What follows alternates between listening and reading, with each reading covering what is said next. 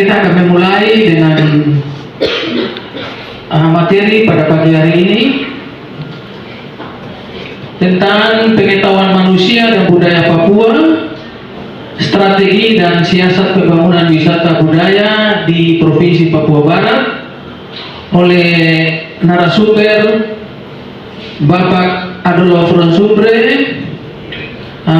Bapak ini adalah dosen antropologi di Universitas Negeri Papua. Jadi pada pagi hari ini sampai siang nanti Bapak akan memberikan materi tentang strategi dan siasat pembangunan wisata budaya di Provinsi Papua Barat. Jadi saya berharap kalian bisa ikuti penjelasan Bapak pada hari ini dengan baik. Kemudian ada hal-hal yang tidak jelas nanti kalian tanya saja, tidak boleh malu-malu ya, kalian tanya langsung karena Bapak Adolf ini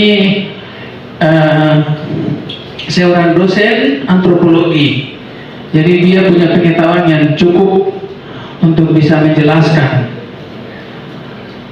ya. Bisa? Ya.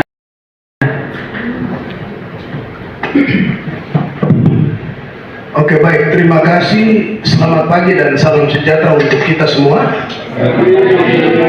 Saya hormati, terima kasih Pak Moderator dan Pak Hanok Kapisa ya, lebih umumnya Dinas Pariwisata ya, yang sudah memberikan kepercayaan kepada saya untuk menyampaikan materi ini.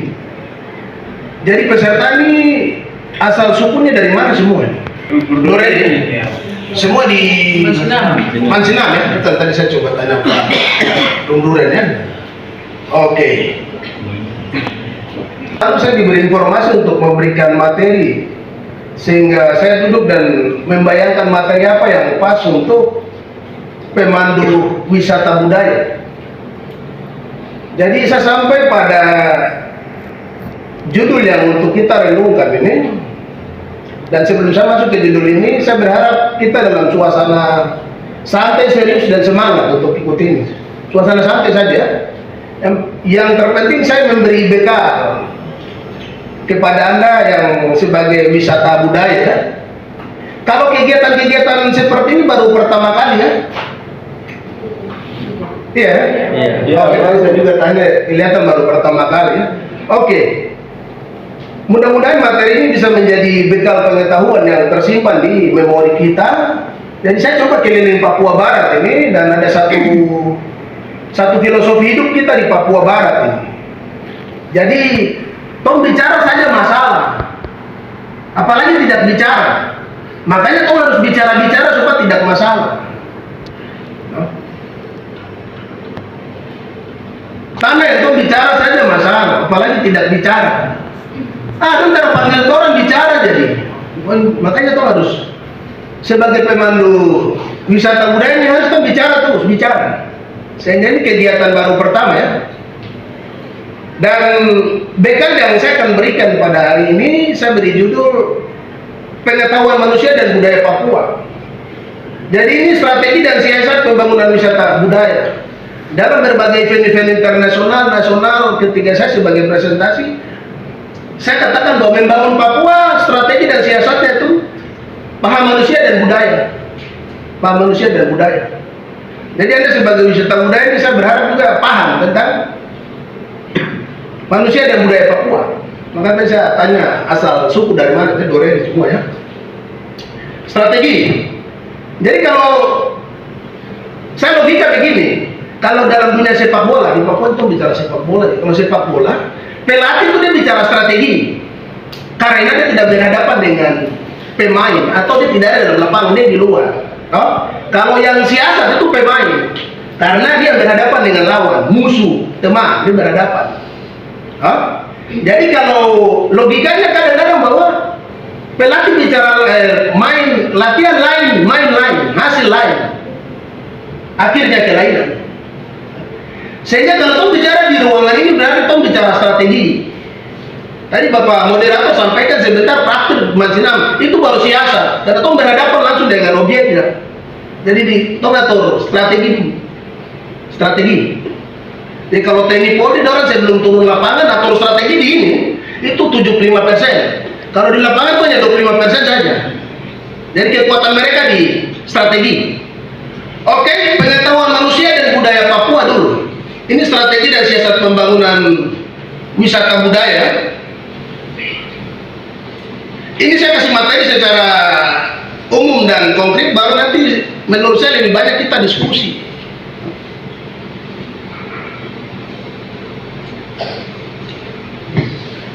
Siasat pengetahuan wisata budaya ini ada 3 hal yang Anda harus tahu. Pertama, konteks pengelompokan manusia Papua Barat dulu. Toh harus tahu manusia. Kedua, toh lihat realitas budaya di Papua Barat ini bagaimana.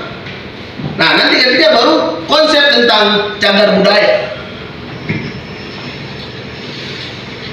Ini data, fakta, dan realitas antropologi budaya Papua. Kalau kita bicara ilmu antropologi, dia mengkaji tentang manusia. Dia lihat manusia 2. Pertama, ciri-ciri fisik, dan kedua, budaya.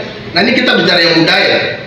Papua Barat adalah beragam suku bangsa dan budaya. Kita bukan seragam suku bangsa. Sehingga mengatur Papua tidak bisa seragam.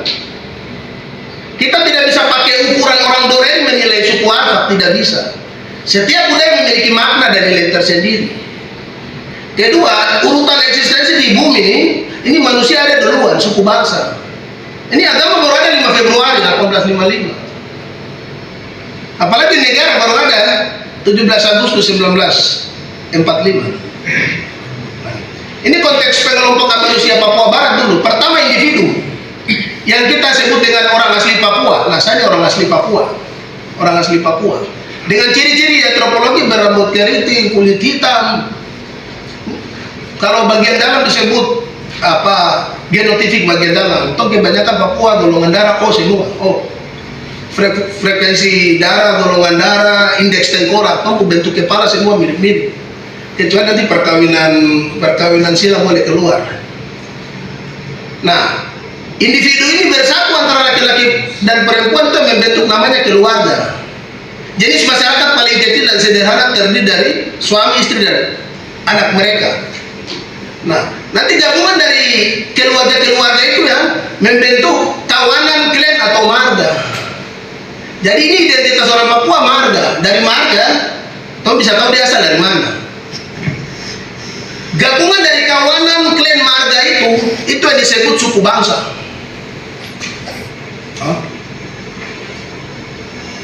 Dan gabungan dari suku bangsa itu yang disebut suku bangsa besar.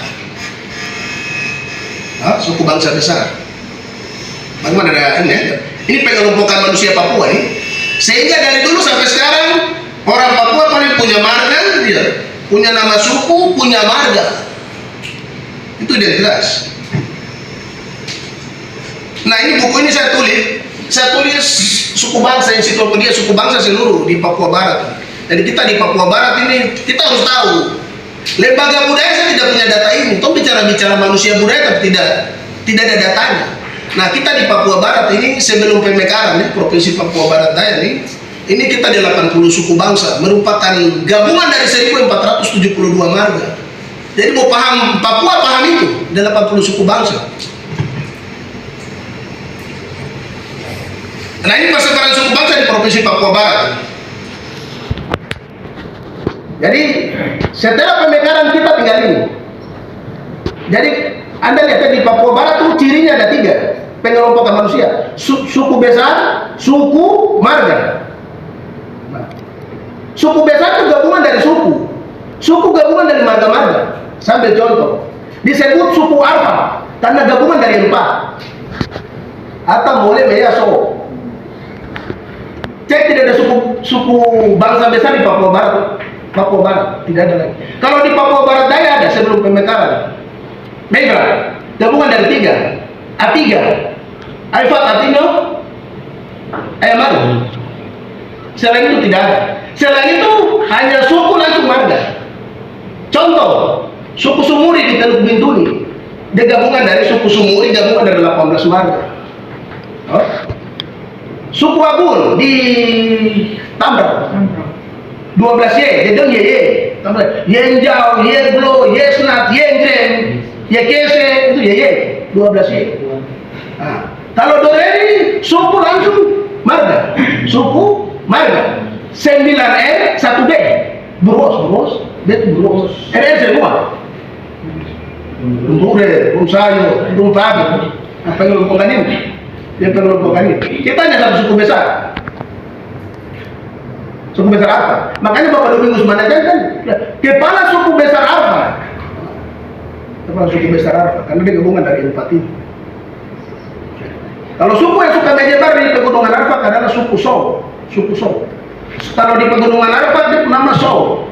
Dia ke Teluk Pondama di Kampung Kapus, Sowepu. Oh, dia ke Sorong Selatan, dia ke Manokwari Selatan namanya Sowobon. Dia ke Teluk Bituni di distrik Manimeri, Sorau. Wah, seperti itu. Jadi pemahaman ini ya, bentuk sehingga kalau kompleks kita mau bicara hakulat agak susah karena kompleksitas pemahaman suku-suku ini. Jadi kita harus paham.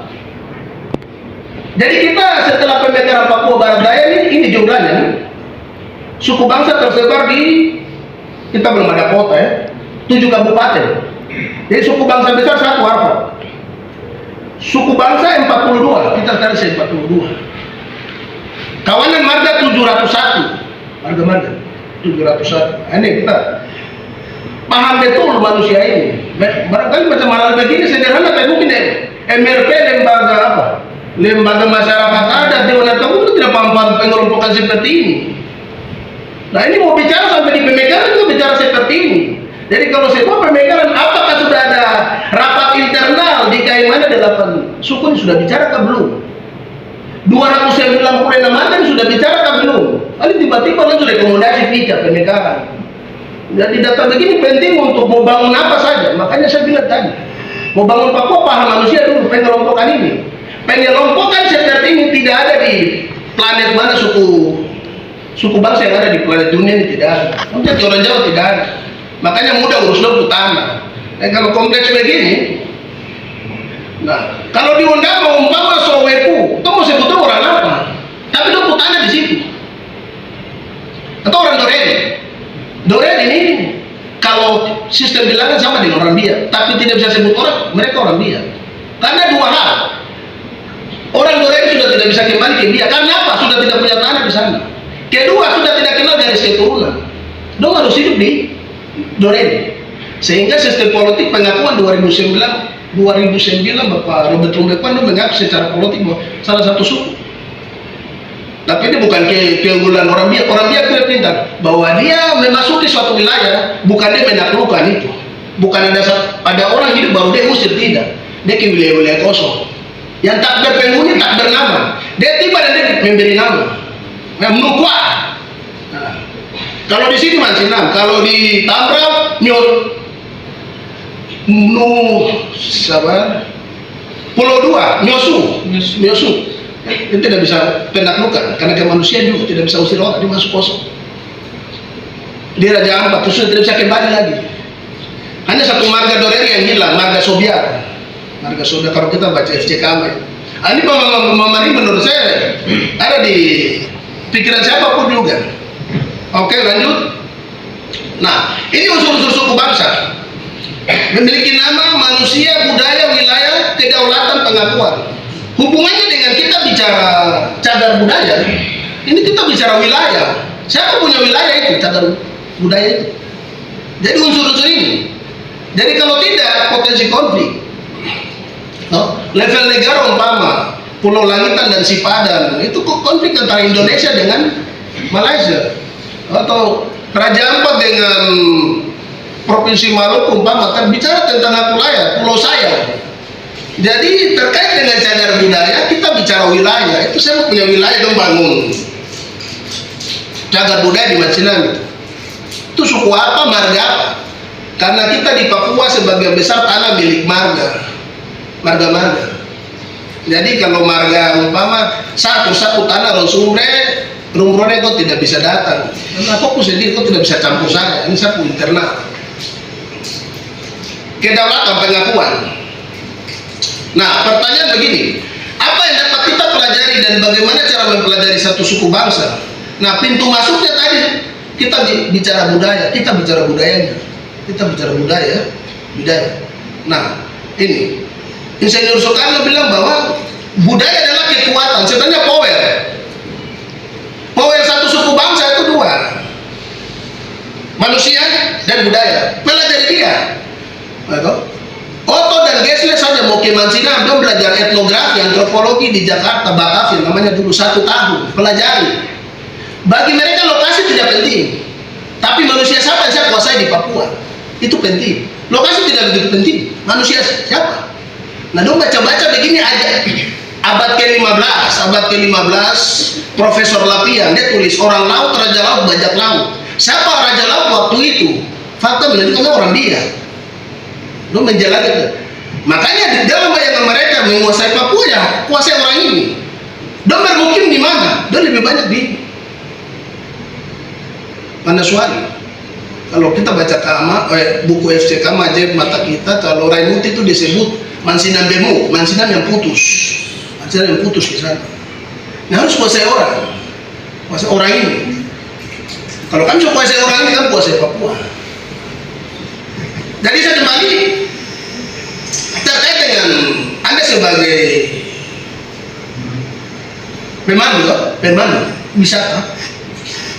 Poin terpenting adalah pengetahuan tentang manusia dan budaya. Tadi saya bilang budaya adalah power. Power. Kekuatan. Manusia dan budaya itu kekuatan. Pertanyaannya, apa kita sudah mengetahui kekuatan kita? Kekuatan kita tadi sudah, yang saya jumlah suku bangsa dan marga-marga. Berapa jumlah suku bangsa? Sekarang budaya kita, budaya. Ini banyak definisi tentang budaya, sampai secara sederhana untuk kita paham. Ini tidak terlalu ini ya. Budaya adalah pandangan hidup. Dia punya pandangan hidup. Pandangan hidup membentuk pengetahuannya terhadap sesuatu. Pengetahuan. Pandangan hidup membentuk pengetahuan, pengetahuan itu membentuk pola hidup, dan pola hidup itu yang pisang pakai istilah paling melindungi dia punya hidup, melindungi dia punya hidup. Konflik-konflik yang terjadi di tanah Papua terkait dengan tanah dan sebagainya itu salah satunya itu karena kita tidak paham. Dia punya pandangan hidup tentang tanah, kau tidak bisa datang saja. Saya baca kalau konflik PT Freeport Indonesia itu dia pun salah satu AMDAL, analisis dampak dan lingkungan. Masa dia tulis di dalam begini, wilayah tersebut tak berpenghuni. Oh, suku bangsa Kamoro dan Namukme apa? Tidak ada wilayah kosong di tanah Papua. Dia ada pemiliknya, baik kelihatan maupun tidak kelihatan.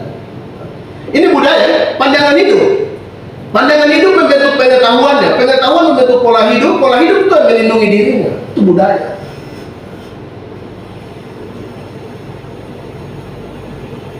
Orang Arab jalan untuk operasi senjata tajam sulit karena orang Arab jalan umpama dengan parang. Nah, kalau kita tidak paham budayanya, pandangan hidupnya, perlindungan pertama terhadap suami adalah jalan pegang parang. Ini bertentangan dengan konsep negara.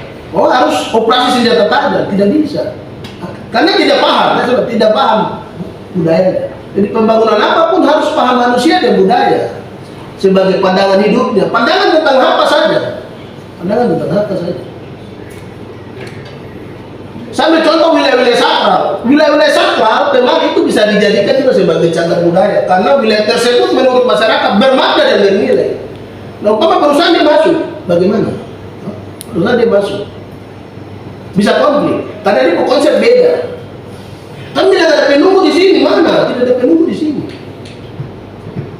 Itu pengetahuan tentang budaya. Nah, ini unsur-unsur budaya.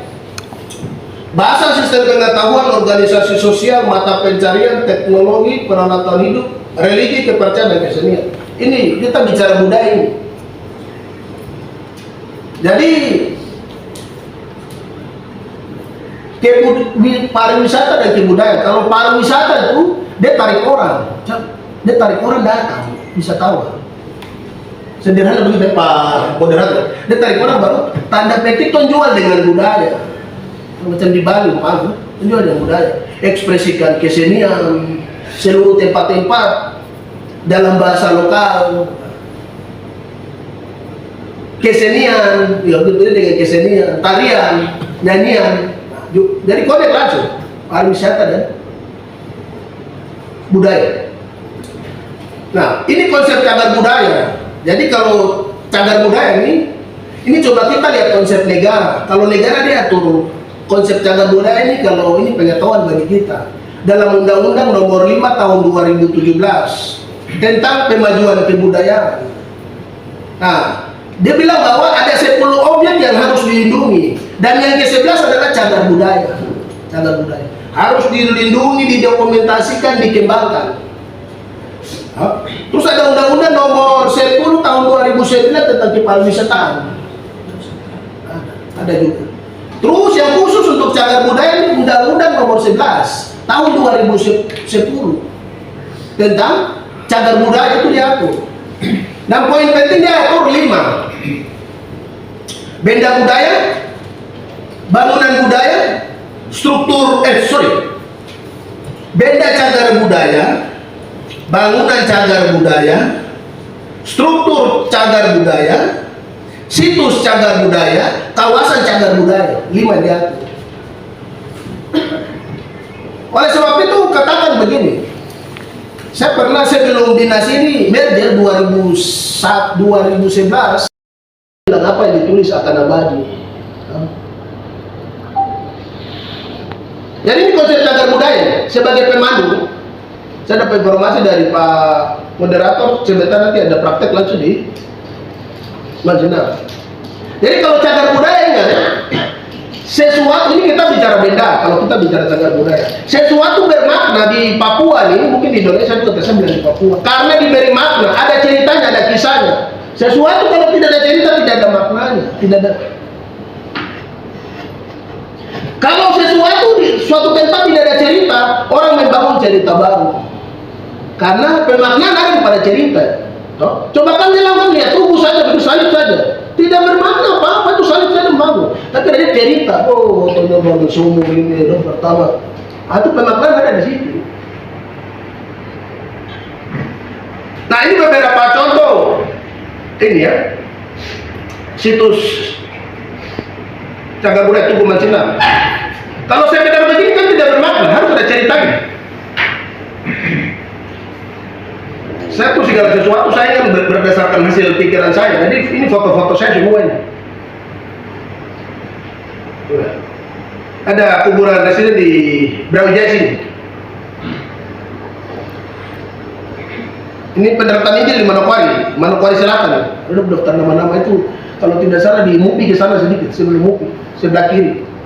Terus itu kontak antara orang Biak dengan Arfak dulu yang turun. Makanya ada Arfak di pesisir. Karena sepanjang itu mulai dari sana kan itu penamaan orang Biak. Karena orang Biak dia kasih nama 3 saja, ciri. War, Yen, Sao. War Mare, War Befor, Warami, War Neti, War Pandi, War Wat. Yen beba, yen be kaki, yen be kiri, yen. Sao beba, sao sapor, sao marin, sao. Itu ciri orang Biak dia kasih nama 3. Karena untuk mengabadikan dia datang ke tempat yang kosong, tak berpenghuni bernama. Ketika kita belum kenal tulisan, mengabadikan sesuatu dengan 2 hal saja, dengan nyanyian dan nama. Karena itu lebih abadi. Tidak ada tulisan pantai pasir putih kalau kan turun, dia lebih abadi karena dia ditulis pantai yang kedua baru pasir putih. Padahal diberi nama abad ke-15. Pumoyang lagi ke apa? Moyang punya moyang. Kan tidak tahu suatu peristiwa, saya lupa tahun 85 Arfai dibongkar tahun berapa, diabadikan lewat nyanyian. Karena belum kenal tulisan. Ini pendaratan Injil di Manokwari Selatan. Ini tugu Pepera. Tadi yang 5 saya bilang mungkin kan sudah lupa ya. Kalau bicara di Manokwari atau Papua sebenarnya 5 ini lengkap. Bukan hanya kita punya situ saja. Sebenarnya kalau Mancinang memang lengkap. Dia masuk kawasan. Kenapa? Suatu wilayah yang terdapat beberapa benda-benda budaya. Ada sumur pertama, gereja, dan menginjakan kaki satu wilayah langsung di kaki. di Kaping sehingga mendapat dukungan dari APBD provinsi dan negara dan dari waktu itu SBY. Kita masih punya potensi bisa dapat banyak. Kalau kawasan contoh pelabuhan Manokwari, DPRD terbakar, ini sebenarnya bisa masuk kawasan cagar budaya. Kenapa? Suatu lokasi yang memiliki beberapa bangunan sejarah. Itu pemerintahan pertama di situ. Pemerintahan pertama ingat di tanah Papua. Pemerintahan pertama tanah Papua itu Manokwari di situ. Itu bangun pelabuhan pertama, kan? Pelabuhan atau PPRA di bawah, residen di atas. Di Sarina tuh rumah-rumah Hindia Belanda. Terus dia bangun gereja Maranatha yang sekarang karena pemerintah Hindia Belanda dia diskriminasi, dia tidak mau sembahyang dengan orang Papua. Kalau orang-orang Doreng dia suruhkan sembahyang di Lempuami. Dia khusus dia bangun di Maranatha, dia bangun di pertama di Anggrek itu. Anggrek, Dombong, pindah ke Hotel Mangga, terbakar kemarin, kios depan situ, baru pindah. Saya ceritanya kenapa? Karena saya ketua tim penulisan sejarah Jemaat GKI Maranatha Kota bersama Pak Pendeta Answano. Itu tulis ulang sengatan 2022 kemarin. Nah itu pusat itu, pusat itu. Nah itu kan bisa masuk dari tadi 5 unsur yang saya bilang, undang-undang nomor 11 dia kawasan. Tapi coba kami lihat, jadi ini bukan doktrin. Saya bilang pemimpin orang Papua tapi tidak bisa menghargai sejarah dan sulap apa. Kantor PPRA itu sebenarnya itu bukti sejarah itu. Tahu sulap akan jadi DPR. Sebenarnya DPR terbakar sekarang. Kantor gubernur itu pemerintahan pertama kan sudah ada. Saya waktu masih kuliah S1 di Semarang, Jawa Tengah itu ada kota lama, kota baru. Jadi bangunan kota lama tidak dibongkar. Dia pindah lagi, dia pindah. Jadi kalau di Semarang namanya Pasar Johar, itu kantor-kantor dari tahun 60-an. Seharusnya kota pertama ini dia pindah ke sana, tidak boleh bongkar apa-apa. Dari situ Pasar Tingkat tidak boleh bongkar, itu kota berikut itu. Dia pindah ke Sowi karena kalau master plan-nya Manokwari kita ke sana, arah pembangunan ke sana. Jadi dia bisa menjelaskan sejarah. Kalau kita baca situs sejarah ini tidak boleh dibongkar karena dia sebagai pertama untuk penelitian, untuk tapi ini kita lihat sudah hilang.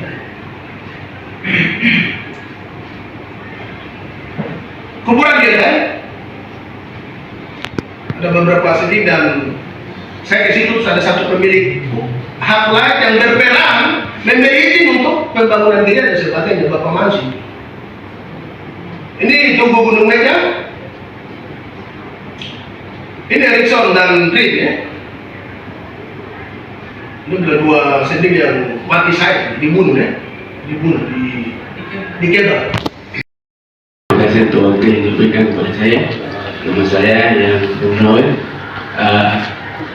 Yang saya ingin tanyakan kepada Bapak, Mansinam adalah situs religi. Apakah Mansinam bisa ditetapkan sebagai 5 item yang tadi Bapak bilang? Apakah itu di dalam cagar budaya itu ada 5 item? Apakah dia termasuk dalam satu atau misalnya cagar budaya atau kawasan? Itu saja Bapak. Terima kasih. Dari yang peserta dapat pada hari ini, yang saya mau berikan masukan itu terkait dengan cagar budaya, terkait sumur tua. Sumur tua itu kalau kita lihat setiap orang yang datang ke sana mereka mau ambil itu air. Nah, ini income kalau dipikir baik ke depan tata begitu bagus ditutup mati. Ya seperti di Israel wisata rohani ke sana itu tempat-tempat bersejarah itu ditutup mati. Nah orang yang mau ke sana itu harus kasih duit dulu baru lihat tempat. Jadi sumur tua itu kalau boleh ditutup mati kemudian difoto dalamnya lalu ditaruh di luar supaya orang yang mau ke situ untuk masuk ambil air itu dia harus taruh berapa di situ, misalnya 1 feet itu berapa. Jadi setiap orang yang mengunjung ke sana harus bayar itu. Nah, itu akan memberikan income yang lebih besar bagi gereja dan masyarakat yang ada di Mansinam. Ya, saja yang saya sampaikan. Itu seperti pelajaran yang pertama kami keluar dari pelabuhan ini mau ke Alporek itu kan ada tempat-tempat resort yang itu saya tempat belakang itu Sorobroka itu seperti pelajaran sana. Jadi adik-adik kalau bisa usulkan kepada kampung Mansinam juga bisa membangun dan dana kampung. Kenapa di Biak? Kami di Maluku Kabupaten ini masih kalah sama di Biak dan Jayapura. Di Biak itu semua bupati perintahkan untuk kampung-kampung pakai dana kampung untuk bangun tempat wisata. Saya kira Mansinam itu kalau kampung dan masyarakat serius, itu pemerintah perhatikan. Dan yang saya harapkan di sini, sebentar kan terima kasih kepada Bapak narasumber Umburen. Mari kita berikan aplaus untuk beliau. Kenapa praktek di sana itu sesuai dengan budaya? Apa kegiatan ini sesuai dengan budaya yang ada di tempat budaya ada di Mansinam, yaitu bagaimana untuk tempat itu bisa isi. Selama ini masih kosong toh? Saya sudah sampaikan untuk teman Kabit Kebudayaan bahwa tolong supaya perhatikan Pulau Mansinam itu. Jadi sebentar bicara masing-masing budaya yang ada di Mansinam.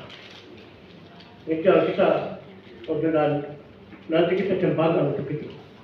Jadi mungkin itu saja yang saya sampaikan untuk adik-adik. Bagaimana itu masyarakat Mansinam itu berkembang ada di tulang punggung adik-adik generasi-generasi. Bapak-bapak lulus tidak ada. Yang melanjutkan pulau itu adalah karya-karya ini. Mungkin itu saja yang saya sampaikan untuk adik-adik dan keponakan. Ya. Saya berdiri di sini karena ini saya keponakan semua. Ini turunan dari Kebal, banyak yang turunan dari Kebal. Ariks. Ya, Ariks. Jadi saya minta untuk adik-adik itu bagaimana untuk Mansinam itu harus maju. Terima kasih, itu saja yang saya sampaikan. Waktu saya kembalikan.